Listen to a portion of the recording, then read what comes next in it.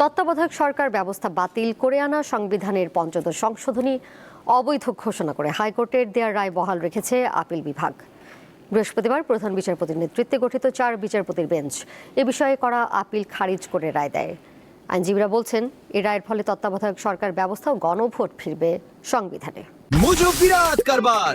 Mojo 1 litre ও 2 litre কিনে তুমিও জিতে নিতে পারো ফ্যামিলি কার, স্পোর্টস বাইক, টিভি, আইফোন ছাড়াও থাকছে লক্ষ লক্ষ নিশ্চিত গিফট।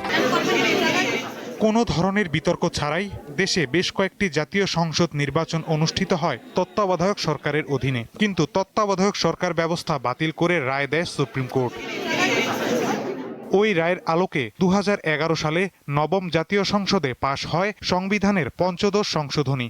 এর মাধ্যমে বাতিল করা হয় নির্দলীয় তত্ত্বাবধায়ক সরকার ব্যবস্থা। এছাড়া সংবিধানে আরও 54টি বিষয় সংযোজন বিয়োজন করা হয়। ওই সংশোধনীর পর সবচেয়ে বেশি বিতর্ক ওঠে তত্ত্বাবধায়ক সরকার ব্যবস্থা নিয়ে। মূলত এরপর থেকে জাতীয় নির্বাচনে প্রতিদ্বন্দ্বিতা কম দেখা যায়। পঞ্চদশ সংশোধনীর পর 2014 সালের জাতীয় সংসদ নির্বাচনে বিনা প্রতিদ্বন্দ্বিতায় 154 জন এমপি নির্বাচিত হন। এ নিয়ে দেশ ও বিদেশে সমালোচনা সৃষ্টি হয়।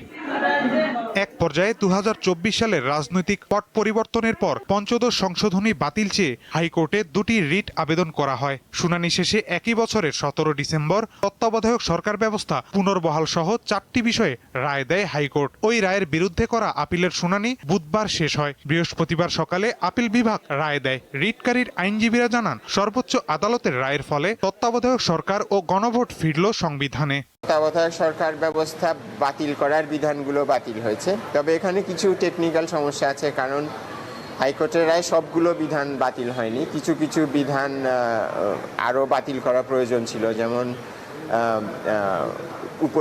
প্রধান উপদেষ্টার শপথ নেওয়া সংক্রান্ত বিধান সংবিধানে ফিরে আসেনি। বিচারপতিরা যে উপদেষ্টা বা প্রধান উপদেষ্টার দায়িত্ব নিতে পারবেন সেই বিষয়ে একটা বিধান ছিল, সেটা ফিরে আসেনি। সংসদ ঠিক করবে, যেমন ধরুন আমাদের অনুচ্ছেদের 4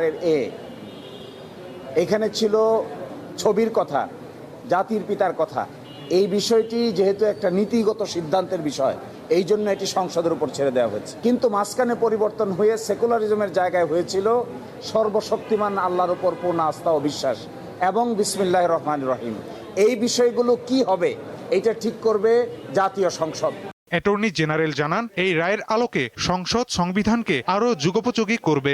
নির্দলীয় তত্ত্বাবধায়ক সরকার ব্যবস্থা পুনঃপ্রবর্তন হওয়ার পরে সংসদ যদি মনে করে আগে যে কাঠামোতে নির্দলীয় তত্ত্বাবধায়ক সরকার ব্যবস্থা বহাল ছিল সেটি হয়তো এখন পরিবর্তিত পরিস্থিতিতে আরও রিডিফাইন করবেন, তাহলে সেই ক্ষমতা পার্লামেন্টের আছে। সংবিধানের হাইকোর্ট বিভাগের যে রায়টি সুনির্দিষ্ট 4টি বিষয়ের বাইরে বাকি সমস্ত বিষয়গুলো সংসদের উপর ছেড়ে দেওয়া আছে, আমরা মনে করি যে সংসদ তাদের এই পার্লামেন্ট তাদের স্বীয় বুদ্ধিমত্তায় স্বীয় কার্যক্রমের মাধ্যমে সংবিধানকে যুগোপযোগী করবেন, মানুষের প্রত্যাশা পূরণের জন্য কাজ করবেন।